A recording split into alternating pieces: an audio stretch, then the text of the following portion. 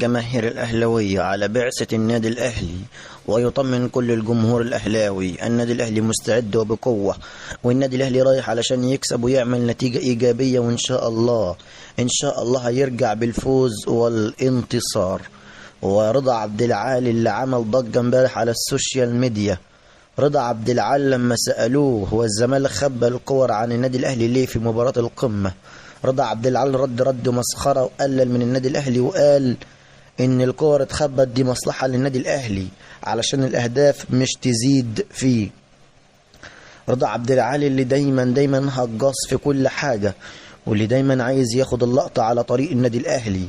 رضا عبد العال اللي عمره ما قال كلمة حلوة على النادي الاهلي ولا على مارسيل كولر ولا على لاعبين النادي الاهلي، دايما بيهين ويقلل من النادي الاهلي، واحد مش محترم ومش مؤدب. وابراهيم المنيسي يعلن عودة الثلاثي للنادي الأهلي مرة أخرى، إمام عاشور ومروان عطية وحسين الشحات، ولكن بعد مباراة الذهاب أمام مازيمبي الكونغولي اللي هتقام بكرة إن شاء الله على ملعب أو في الكونغو. إمام عاشور اللي خلاص الحمد لله دخل في البرنامج التأهيلي وهيكون موجود من مباراة العودة، وأيضا مروان عطية وحسين الشحات لسه عندي دلوقتي مش عارفين إذا كان هيكون موجود ولا لا.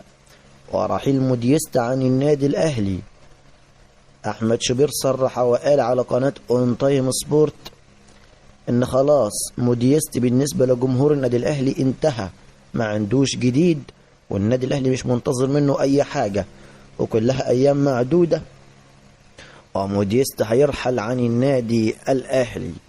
وجمهور الاهلي يطالب بمشاركة محمود كهربا اساسيا وكريستو اللاعب الموهوب اللي ما بياخدش فرصة مع النادي الاهلي. جمهور الاهلي بالكامل يطالب ان كريستو ياخد فرصة ويلعب ويظهر في النادي الاهلي. عزيزي المشاهد، هو ده كان فيديو النهاردة. شكرا لكل اخواتي وحبايبي، شكرا لكم من القلب، والسلام عليكم ورحمة الله وبركاته.